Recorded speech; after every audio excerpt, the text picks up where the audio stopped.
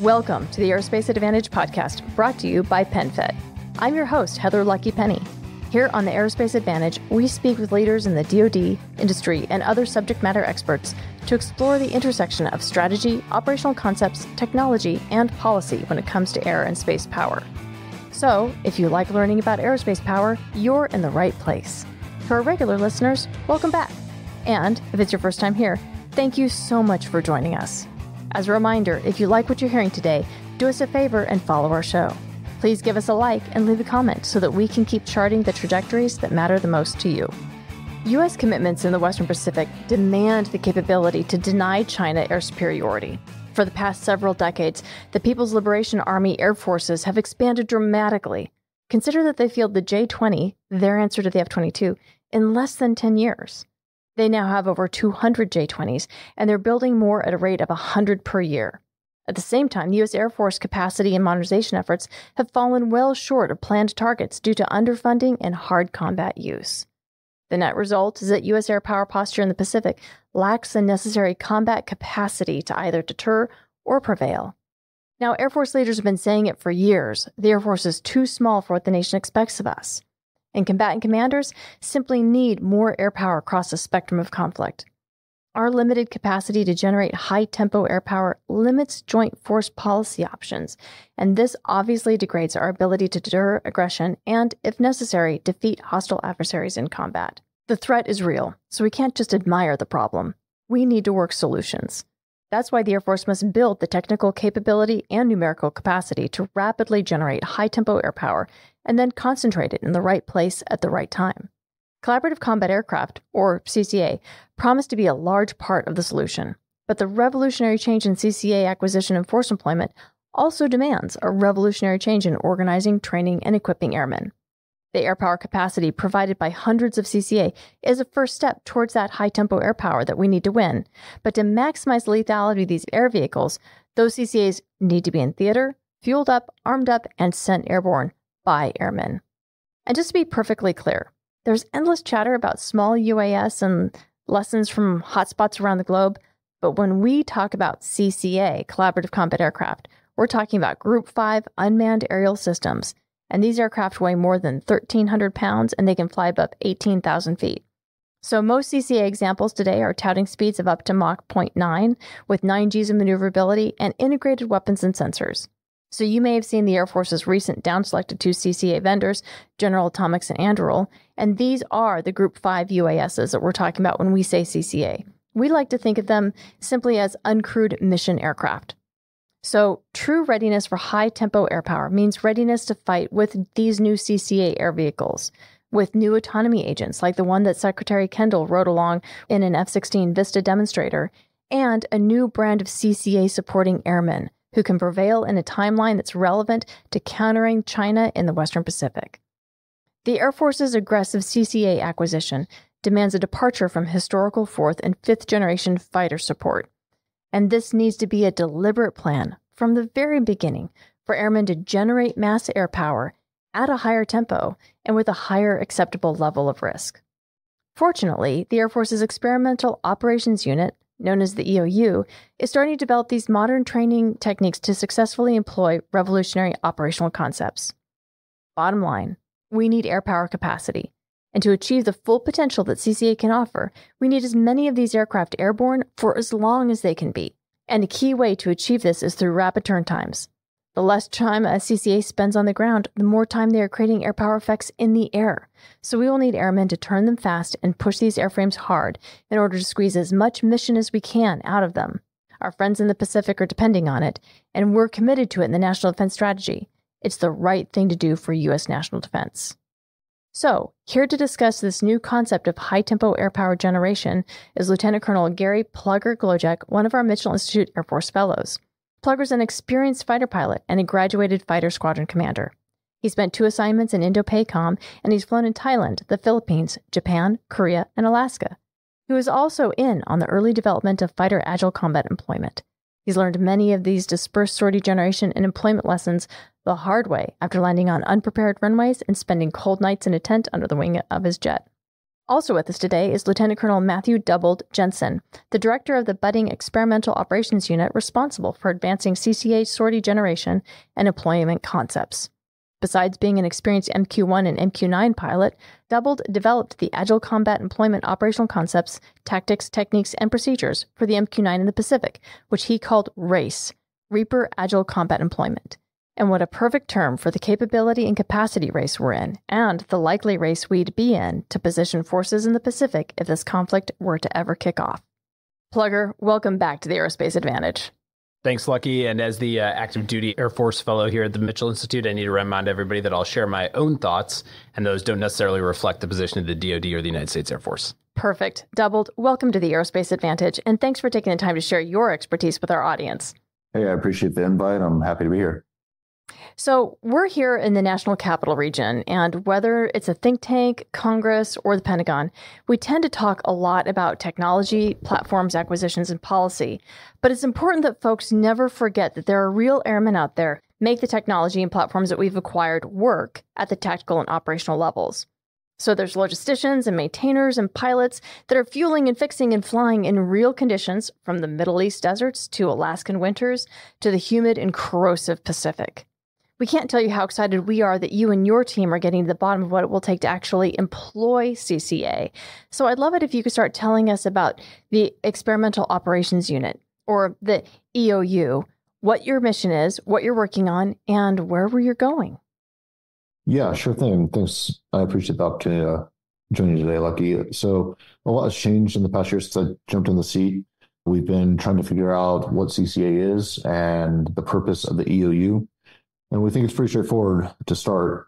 Ultimately, we want to discover how to most effectively field and employ CCA capabilities in a relevant timeline, and do that through prototyping and experimentation. So prototyping and experimentation, what I really like about that is you're really actually going into real world iterations of building something, trying it out, playing with it, figuring out what works and what doesn't work, and then kind of going back to the prototyping. You know, the JCID's the Joint Capabilities Integration and Development System. That's really how we end up buying the things that we need. And it's also how we validate that we actually do need the things that we buy. Yeah, absolutely. And so the unique part of doing that iteration and working through problems, fixing it, and then building a new product is exceptional. And it's kind of the way industry does it, right? And especially startups.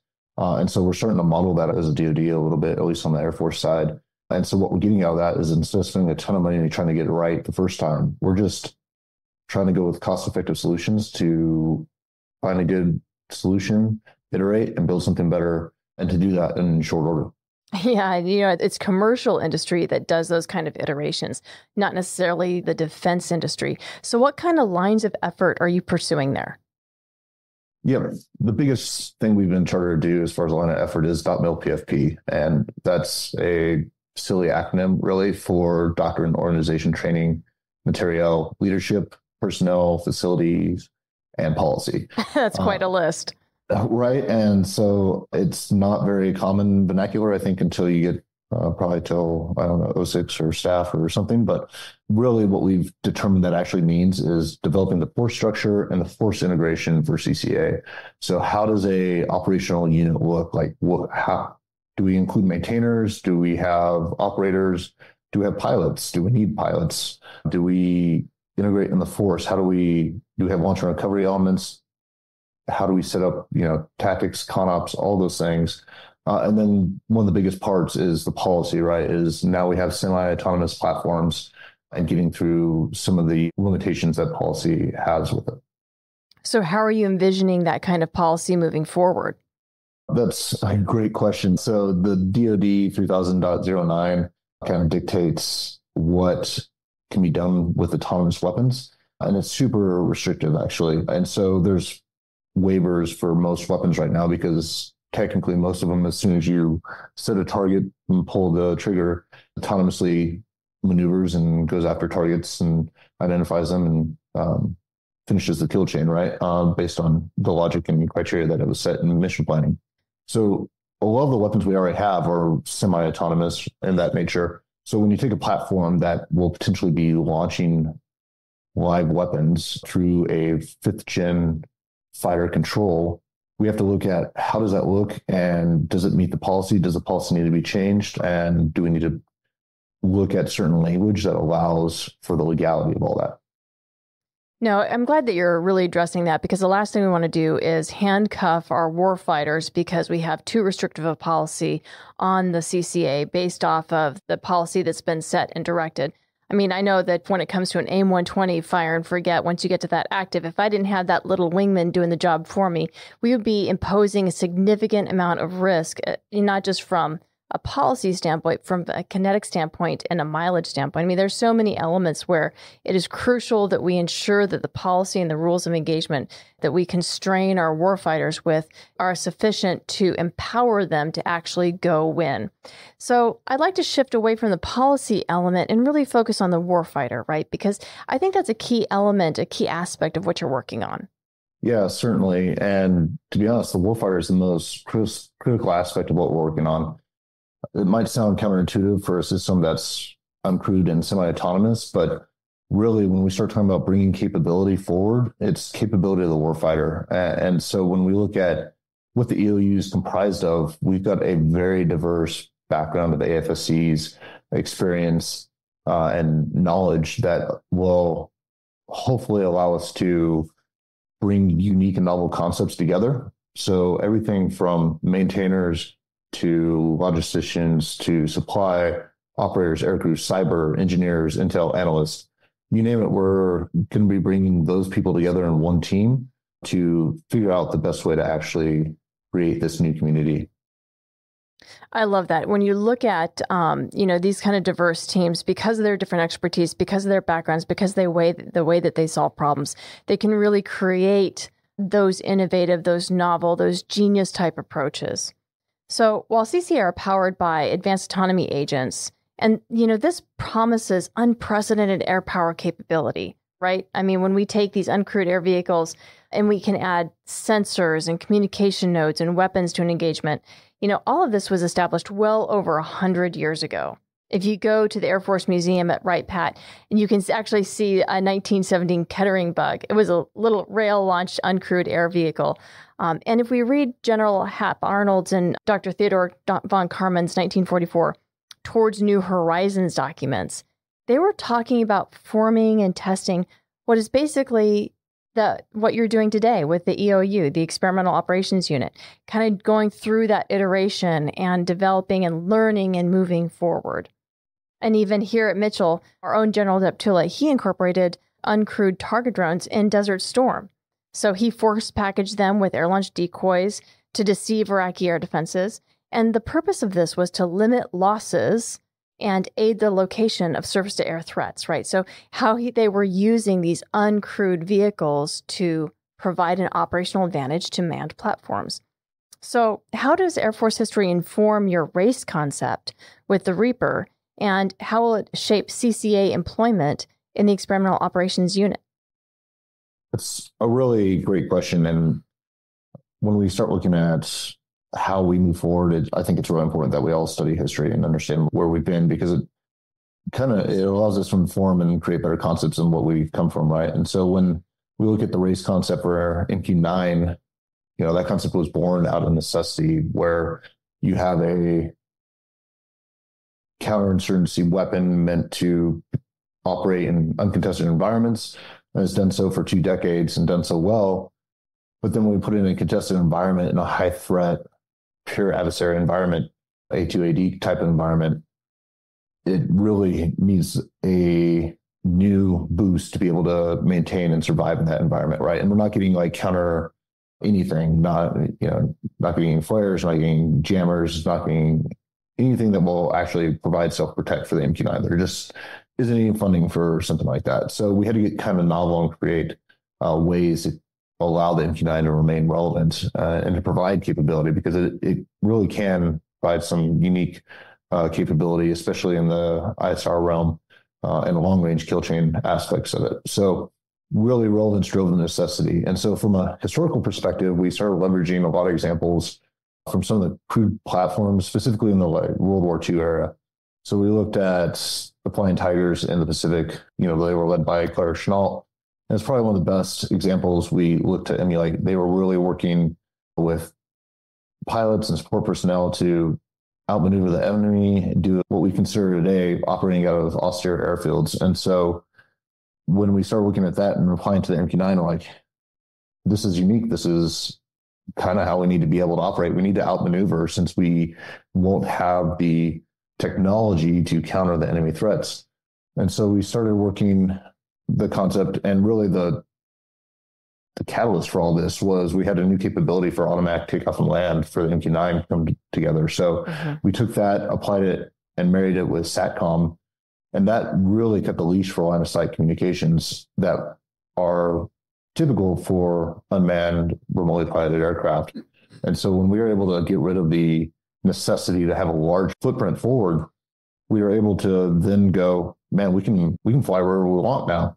This is great. We can just go from island to island if we need to. And so that really just sparked a lot of ideas. And the team in the operational test squadron really came out with some novel concepts that when it came down to it, we were hopping from Guam to Palau, all around the Pacific, using a 4 to 6 man maintenance team and about a pallet and a half of equipment at each location, and letting the leash off the MQ-9 is pretty great to see.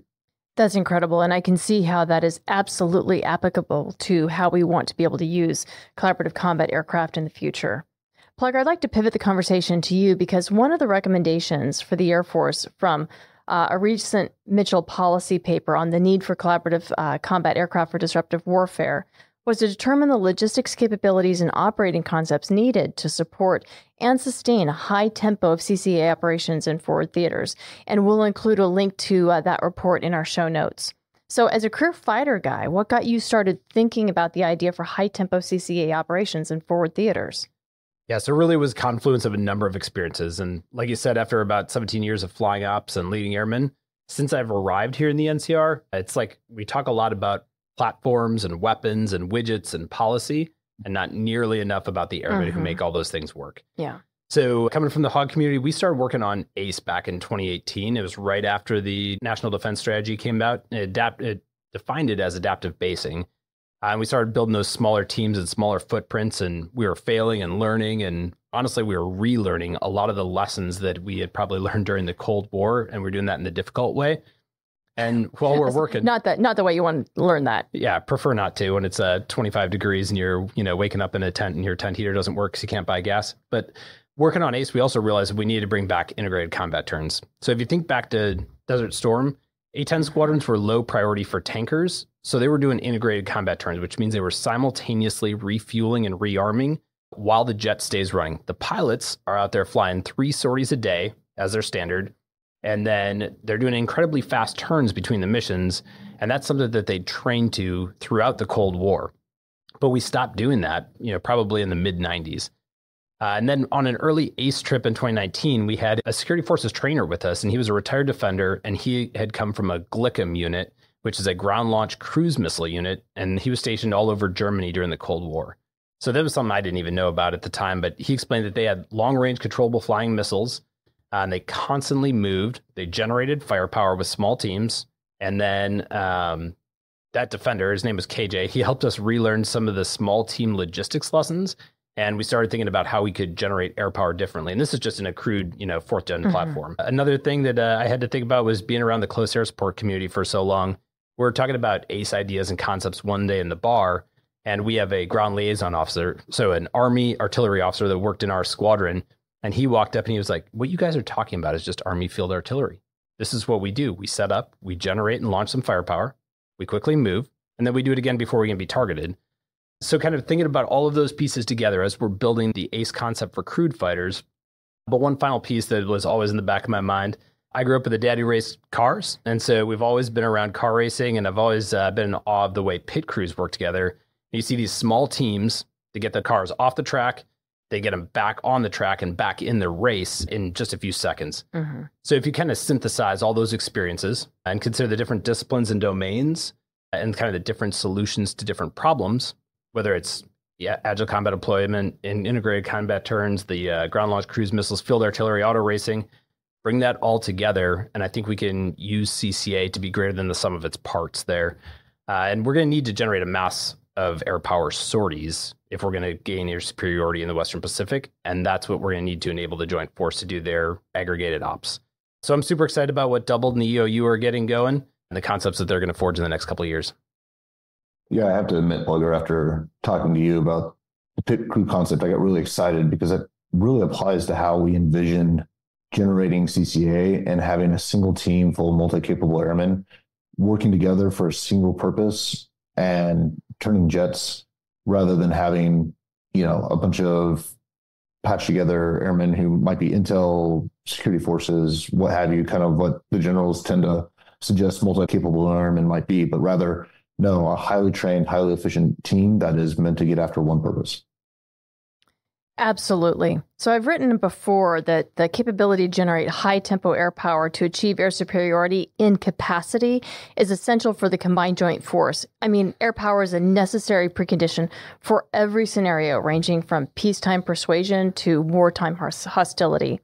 And we know air forces are unique in their capability to rapidly project power over long distances and provide policy options for U.S. leadership, while also increasing uncertainty for adversaries. So why do you think CCA are uniquely suited to generating higher tempo air power than crewed fighters? So Lucky, thinking about high tempo air power reminded me of Boyd's concept of fast transients. And so what he said is that if you're going to win, you have to operate at a faster tempo or rhythm than the adversary, and then you have to inhibit their ability to adapt. So I foresee CCA augmenting the air power capacity, but also permitting that rapid generation because they can do it on smaller runways. It actually sounds really weird for me to say, and I probably always shot in the bar for it, but unhindered by the air crew. So not only do you have more air vehicles, you need that capacity, but also the rapid generation of those air vehicles can quickly beget that higher tempo air power. And that'll drive more ambiguity for the PLA, which will then inhibit their ability to adapt, just like Boyd said. Absolutely. I mean, if you have these CCAs airborne, you have the effect of greater capacity as well. So if they're airborne, they're executing mission effects. They're not inhibited by sitting on the ground and having those longer turn times. So having fielding capable CCA, it's utterly imperative to solving the fighter generations shortfall. So how do you see the CCA solution being different than just increasing the capacity of crewed fighter generation and the number of airfields that we can operate from in the Pacific? So let me kind of break down how I look at the problem, first of all. So I think, first of all, we just have an inadequate fighter force capacity in the Western Pacific. We can't maintain the high-tempo air power operations that we need to gain air superiority and enable the joint ops. So that's the first part. Second part is I think we have limited capacity in the Air Force generation structure to deploy the sufficient number of follow-on fighters. And so even if we could, right, even if we could flow all of our fighters across to the Pacific or even, across the Atlantic, those would take a ton of strategic airlift, the tankers and the cargo that are going to be in super high demand, especially in the first couple of days of a peer fight. So for that reason, I think the TIPFID forces or the time phase force flow deployment forces, they're somewhat irrelevant to that initial concentration of high tempo air power that we would need. And because of that, the policy options for our leaders are limited. The third aspect of it would be that our current fighter generation model is focused very much on efficiency and safety. And that's been necessary during the peacetime and the low-intensity conflict over the last couple of decades. But that's going to hold us back from squeezing all of the air power we need out of the force we have in a pure fight. So how do you see CCA providing solutions to some of the problems you just talked about? Yeah, so the solution to the first part of that is just developing and then positioning hundreds of CCA. That's the first step towards credible capacity. Get them in theater and get them working, right? To the second point, I think CCA also offer the ability to rapidly deploy from wherever they're stationed in CONUS to overseas with a much lower logistics tail. And that can go for any theater. If you're keeping a large portion of your force in CONUS and you have the ability to rapidly deploy, you can send it responsively where you need to go quickly. So that flexible force in CONUS can self-deploy. Think of a train of CCA that are hopping across the globe, going either east or west, whichever direction we need to go. And they're stopping at friendly locations on the way where you've got these little teams that are trained to quick turn them and then send them on their way into the area of operations. So as opposed to the AOS movements that you and I have done over the ocean in crewed fighters, right? There's no shutting down. There's no broken tankers, no human factors, no crew rest, no piddle packs, no poopy suits, no snacks. They can just go and deploy with quick stops, and they're in the theater in hopefully, a day or so. So this is a lot like the island hopping that Doubled was talking about with a small team of 4 to 6 folks and maybe a pallet and a half or so. So the logistical footprint is that much smaller, and that's what enables the rapid generation. But think of that as scale with fighter capability. Awesome. Yeah, that all sounds great. And I hope those ideas come to fruition. And I think my team's actually the ones in charge of figuring out how to do that. The challenge is, of course, actually making that happen in a contested environment. And so when we start looking at, so we get to the point to where we can ferry CCA rapidly throughout the Pacific. The challenge is there's only so many runways between the US and Guam. And then when you get to the first island chain, there's quite a bit more options, but then you get to a much more contested environment. So I think to your point, the key is having a little bit or a footprint forward deployed. So that way they're already there. We don't have to worry about the logistics to get them out there, because the challenge of just being able to get all the CCA in the air once they're forward deployed will be enough of a challenge. And so we all get super excited about the tactics that we're going to be able to employ with CCA, especially in the air-to-air domain. And really none of that matters unless we have the logistics in place to enable that. And so one of the quotes I've always liked referencing and come across from time to time is from General Bradley in World War II, who said, "Amateurs talk about tactics and professionals study logistics." And there's been a couple different paraphrases of how that might be said, but the point being made, you can talk about strategy or tactics all you want, but without logistics, you're really not going to be able to execute any of that. And then, Lucky, if I can finish up on that last point on force generation, that's probably the biggest aspect that I've focused on. So I think once we have fielded CCA units, they can focus on operational air power generation over the long-term efficiency. And so we also need to manage risk differently for a high-end conflict. So our current air power generation models balance sortie generation with long-term fleet health. And anybody who's been in a fighter squadron or a fighter generation squadron, or probably any Air Force squadron, understands that constant balance. Do you want your bicycle next week or your ice cream cone today, right? So that should be a much lower focus for CCA, I think, due to the features that they have, like proven commercial engines, and then an overall reduced life expectancy for the air vehicles. So CCA ops need to focus on an operational sortie generation, and I think they need to do that on the runway or on the taxiway, and that's how they squeeze every bit of air power out of the force that's actually in theater.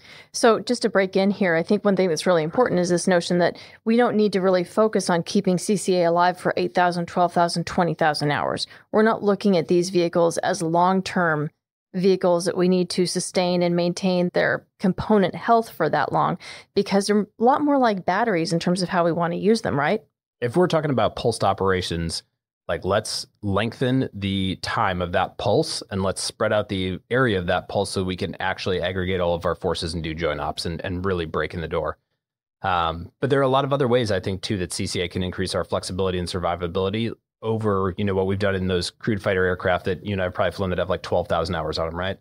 That ability to use shorter runways for one, without a resting gear, in bad weather, and then having a modest generation team, that should all dramatically increase the number of airfield options that are out there. So we can launch and recover and deploy those reserve CCA throughout the Pacific to, smaller airfields with less support. And I'm hoping the autonomy agents aren't worried about the ceiling of visibility requirements for their approach, right? Yeah. But then if you can get to more landing zones, then your dispersed CCA operation should induce like more ambiguity for the enemy. And as they're attempting to use their long-range precision fires to target you or to target the CCA, they're able to continue to move around. Then if the enemy does happen to strike a forward operating base with those shorter runway requirements, the CCA have a greater number of places that they can recover or even divert to. So think partial runways, think taxiways, think even roads that would be relatively straight and just barely long enough. They should also have lower landing weights than we're used to with normal fighter type aircraft, so that should reduce some of the load-bearing concrete restrictions that we've seen on landing surfaces before. Also, a unique capability that I think the CCA will bring is what we've called, at least when I was in Korea, we call it launching for survival. So if there are missiles inbound, jets are safer airborne than they are on the ground. So if you can launch them quicker within the time of flight of those missiles, you can save your force. So there's probably also an ability to launch and then assist the launch base in their base defense. So If we think about the recent Iranian attacks on Israel, where Iran's launching like 110 ballistic missiles, like 30 cruise missiles, and hundreds of kamikazes, small UAS or unmanned aerial systems, and we have our fighters, U.S. fighters, shooting down reportedly like 70 of those.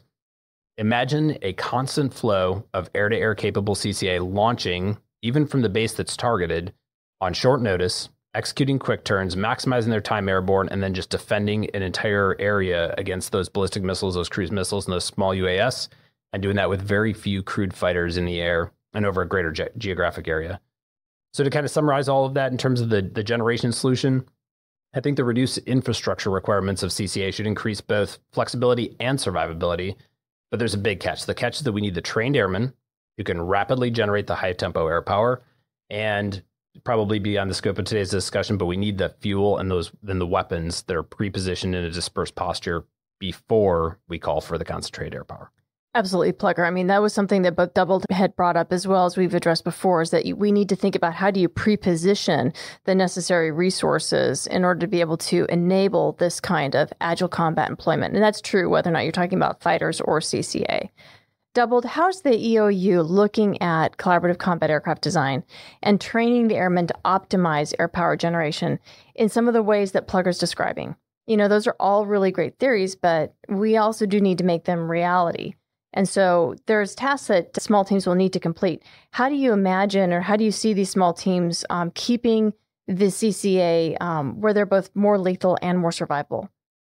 Yeah, I agree fully that those are all really great theories. But when reality sets in, I think we're going to find a little bit of a different answer.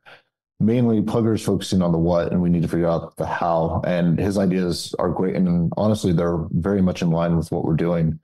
But what he's describing requires specific and advanced autonomy behaviors for CCA at scale. So what does that mean? Let's just take the launch for survival concept. It's one thing to have a 12 ship of, call it A-10s, with pilots jump in the seat, quickly went through their checks, and taxi and take off in sequence. But how do you get a fleet of, call it 12 CCA, to power on startup, accomplish their checks, taxi, and take off faster than the time it takes for a DF-17 to strike? Right? That's a very short timeline. And when we start getting into it, it sounds like, oh yeah, we'll throw autonomy at it and that will be the answer. But we have to figure out how many maintainers it takes. We want to get to a one-to-many concept where there's a single team that is needed to launch multiple CCAs rather than multiple airmen launching a single aircraft. But that's going to take time, and it's going to take a reliance on autonomy. And then how do we know, or how does the CCA know when and where to taxi? How do we get the CCA to do that as a formation and not be a hazard to themselves or anything else on the airfield for that matter? Who gives them the authority to take off? Who's clearing the runway and departure path for the conflicts? And, these are the kind of questions we have to get after. And ultimately, we're trying to get after CCA to execute these actions with minimal human input, either on the loop or in the loop. And that's where the challenge lies. So we have some ideas on how to answer some of these questions. Usually the quick answers is just more autonomy, or autonomy will solve all the problems. But there's a lot of development that has to happen before that can be the case. Really, when we look at the concepts that Plugger's talking about, the biggest challenge is getting the basic administrative tasks associated with aviation to get accomplished, right? And so it's once we get there, CCA in the air, it gets pretty easy, or so we think. The challenge is going to be all the things on the ground, the supply, the logistics, maintenance, and then the operations to just get them airborne. PenFed checking and savings accounts are here for all your adventures. From, do you take this man to be your husband? I do. To, he has your eyes. He's perfect. Learn more at penfed.org. Federally insured by NCUA. I'm glad you're bringing up the nuts and bolts, because that's really the devil is in the details. And we tend to focus when we talk about CCA, how we're going to use them and employ them once they're airborne. But oftentimes it's really just the ground operations that you brought up that can be incredibly complex, which is one of the reasons why I'm glad that you come from a background with the Reaper, because with that autonomous takeoff and landing, you also are going to have to deal and think. You've got a background where you can think about how you do that autonomous taxi, start, shutdown types procedures. Yeah, for sure. And from an airman perspective, we're looking at maintenance and what we call aceability. as being built into CCA from the design. So that's great. We're actually designing aircraft with minimal maintenance input and ease for maintenance and all those things. And Double, I think you and I have a very similar vision of the small team of 3 to 4 airmen and NCOs who train together and operate together to turn those CCA, meaning they recover the jet as soon as it lands, quickly refuel it, rearm it, retrieve data, upload new data, and then hand it back off to relaunch another sortie, like hopefully in single-digit minutes.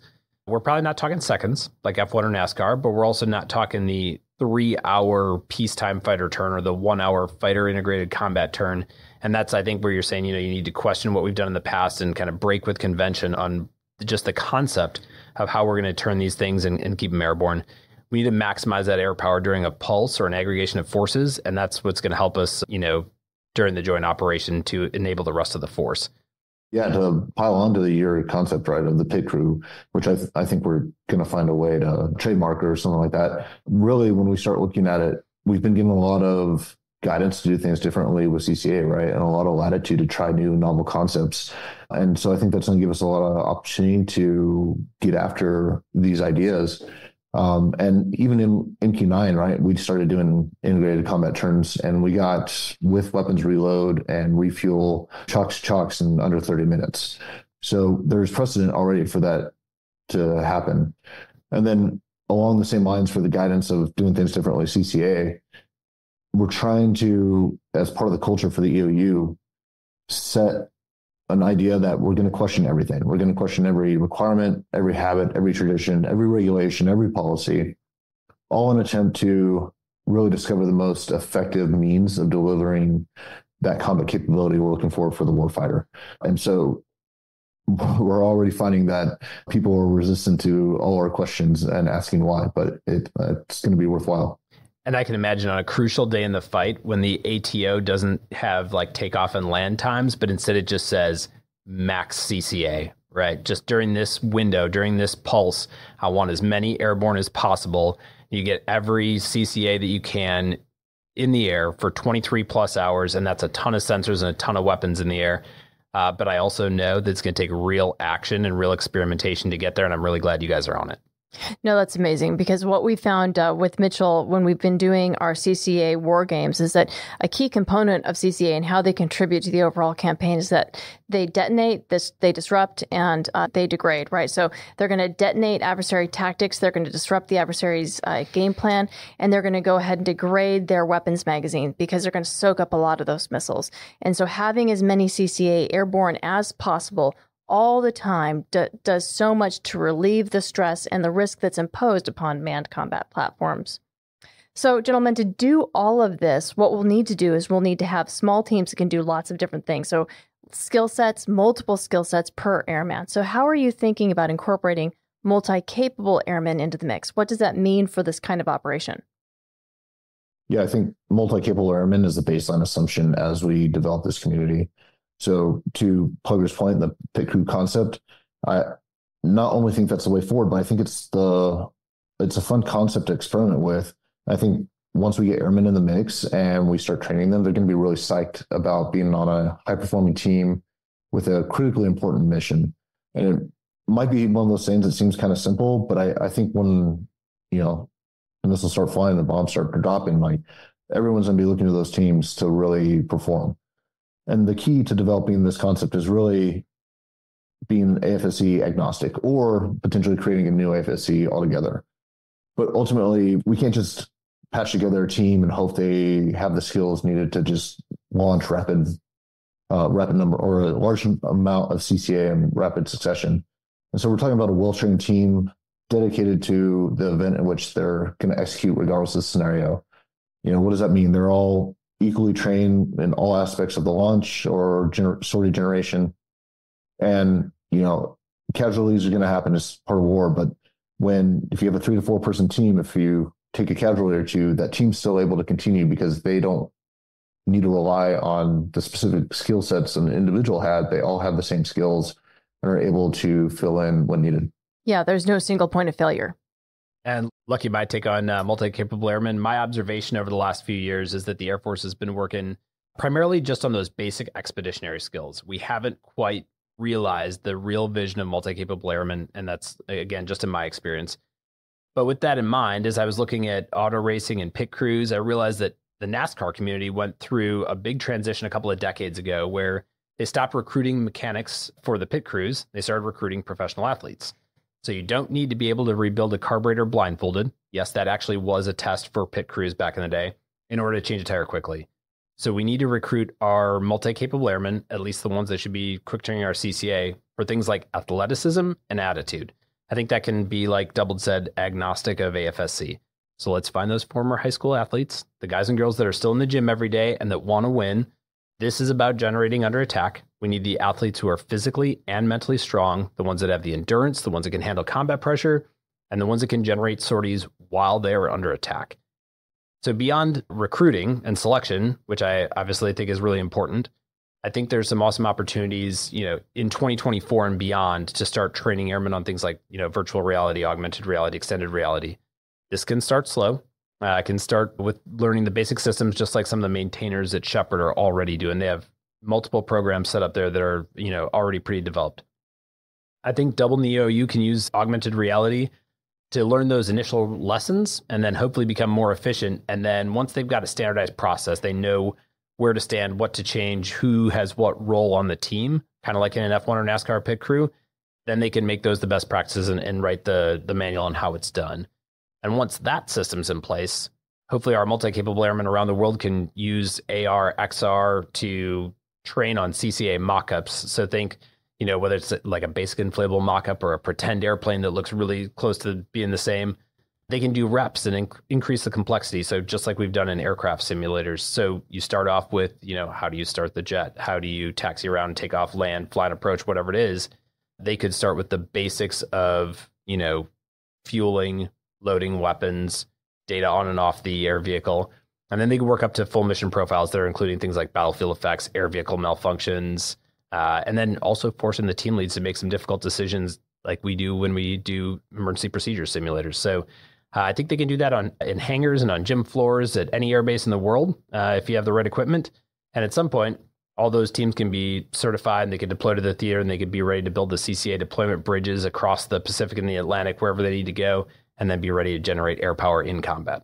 Absolutely. And as much as we want to also be able to rely on the virtual reality and augmented reality and so forth to train them so they can operate quickly, there is a point where machines need to be operated themselves and you actually have to have the hands-on capabilities. So a mix of all of this, I think, is going to be very important. And I also love what you're talking about regarding this needs to be about athleticism and grit and attitude. It doesn't necessarily have to be about specific operational expertise, especially if we want these multi-capable airmen to be able to operate different types of CCA across the Pacific.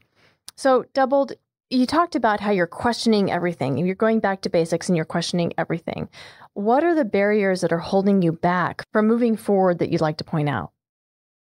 Yeah, I wish I could answer that question and say there are no barriers and we've been given the keys of the kingdom. And while that's partially true, we have all the support we need from our leadership. Let's make that clear. But bureaucracy is what it is. And so we have some challenges. And I'd like to say our biggest challenge is inertia. And by that, I mean, we're fighting against cultural inertia. Change is really difficult. Like people and organizations are generally opposed to change, whether or not they recognize it. And so we've been charged with figuring out how to do things differently. And that initial charge was meant to figure out how to use CCA differently, right? But much like innovation, it's a mindset. So I can't ask my team to show up on Friday and innovate if they haven't been doing that all week. Same thing goes for doing things differently. I want my team to think about everything we're doing differently. So that way, when it comes to CCA, that mindset is already ingrained and we're already moving forward with that. And so it's been my observation that everyone agrees we're overly conservative and risk adverse as a force. It's a little bit of a carryover from coming out of the Cold War, declaring victory, deciding to throw it back, and then spend the next 20 years on the war on terror. But that's a lot of inertia to overcome, and trying to get that mindset is really critical, and trying to communicate that to other organizations is part of that difficulty that we're talking about. And we absolutely have to overcome that cultural inertia and risk aversion that has been endemic to the operations we've executed for the past 20 years. Yeah, absolutely. And so the other aspect that is really kind of a challenge on a day-to-day basis is risk. And much to what Plugger mentioned already, there's a little bit of understanding what risk is and how to define it. And really, we need to understand risk from definition to concept to actualization and have a common vernacular and lexicon of what that means.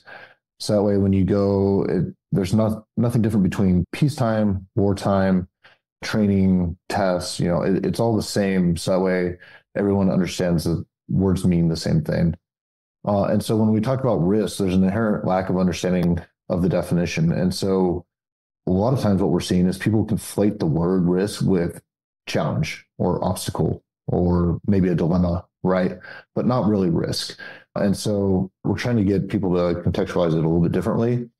And so a perfect example, what we talked about this past week was if you take a graph and you go take a concept from developmental test to operational test to operations and training and then to combat, you see that the risk acceptance is really low on the developmental side, and then it increases a little bit in operational tests and then operations. But then in combat, we similarly accept all the risk and we chalk it up to, well, it's combat, so we'll accept everything that's needed. And then we thought about it like it should be the complete opposite. We should be taking a lot of risk in development and operational tests. And then as we train and get people proficient, the understanding what risk actually is and when and where to accept it, by the time they get to combat, it should be very clear, and then there should be a equal understanding throughout on, hey, we know what risks we need to succeed in this mission and the points at where we can increase risk and share risk or transfer risk at the appropriate level. And that all gets into acceptable level of risk and making sure that we're using that throughout the force. So doubled, something I'd add there is I think it's important to define the conditions-based authorities for risk acceptance kind of up front, right? But then, like you said, it can't be this huge gap between what we do in training and what we do in combat. Those decisions need to be exercised. So maybe under a certain set of conditions, someone has the authority to launch CCA or to turn CCA quickly or to not use a checklist. And I think you need to exercise those decisions when it's peacetime. And I think there are several barriers that we need to recognize and overcome that have, again, all been in the name of efficiency and peacetime safety, but they've hindered fighter agile combat employment training and integrated combat turn training in the combat Air Force. They're things like proximity to operations. So I think eventually CCA, at least in combat, should be generated right there on the taxiway or the runway while we have ops ongoing. Think of that in terms of like the pit crew. The race car just pulls off into the pits, they turn it where it is, and it goes straight back out. That's not how we operate now, and there's a really good reason for it. But if we want to gain the advantage in combat, and again, squeeze every bit of air power out of the force we have, we need to accept some of those risks and then press on, just like those pit crews accepting risk in the pits. A couple of quick examples of that. In combat, we need the flexibility to use forward arming and refueling points anywhere on an airfield. Right now, there's usually only 1 or 2 approved spots, and they're way out of the way and inefficient. We need to forego things like lightning protection. You guys have probably seen F-35s parked at some base, and each one has its own individual lightning rod. There's some things like that we probably need to, recognize when we're going to accept that risk. Currently, our agile combat deployment, our integrated combat turn, and our FARP training, our forward arming refueling point training, it's usually hindered by things like where are the grounding wires, where are the fire bottles, where is the airfield firefighting, where is the net explosive weight arc for the munitions, is there explosive ordnance disposal around? There's all of these little things that are really good for de-risking peacetime operations that we need to have a plan in place so that we can accept that risk and move on when we need to and when we're generating sorties under attack, because we aren't going to be able to comply with all of those policies and generate the air power that we need when the time comes. Absolutely. I mean, we need to be able to train the way that we plan to fight. And although I understand that there are certain risk aversion that commanders have and should have regarding continuous peacetime operations, just like we have large force employment exercises and other operational exercises and an operational test, we need to allow our airmen and empower them through constructing opportunities for them to train the way we plan to fight with a higher acceptable level of risk. Yeah, I agree. And it's no secret that you're going to perform in combat the way you perform in training. I think there's a lot of assumptions that people will athlete and execute at a higher level, but that's just not the truth. And when we start talking about risk and adding in the dynamics of what an uncrewed platform is and what risk means to that. And if there's not a pink body in the seat, it gets a little bit murky. Well, gentlemen, it's been fabulous to hear that we have airmen out there that are actually getting to the bottom of how we can both generate and employ CCA in new ways that will add policy options across the spectrum of conflict for our leaders in the most critical theater of the Pacific. It's essential that not only we build and deploy mass of air vehicles that we need, but also to train and equip the airmen that will fuel, fix, and fly them in combat and squeeze every bit of air power out of them that we can. Thank you for being here. Thanks again, Lucky, and double, man, I look forward to watching your team grind through the experimentation and realize that air power capacity and capability that we need to win. I look forward to working with you more in the future. Yeah, I appreciate the discussion today and look forward to having further discussions, both Lucky and Plug. Take care. With that, I'd like to extend a big thank you to our guests for joining in today's discussion. I'd also like to extend a big thank you to you, our listeners, for your continued support and for tuning into today's show. If you like what you heard today, don't forget to hit that like button and follow or subscribe to the Aerospace Advantage. You can also leave a comment to let us know what you think about our show or areas you would like us to explore further. As always, you can join in on the conversation by following the Mitchell Institute on Twitter, Instagram, Facebook, or LinkedIn, and you can always find us at mitchellaerospacepower.org. Thanks again for joining us, and have a great aerospace power kind of day. See you next time.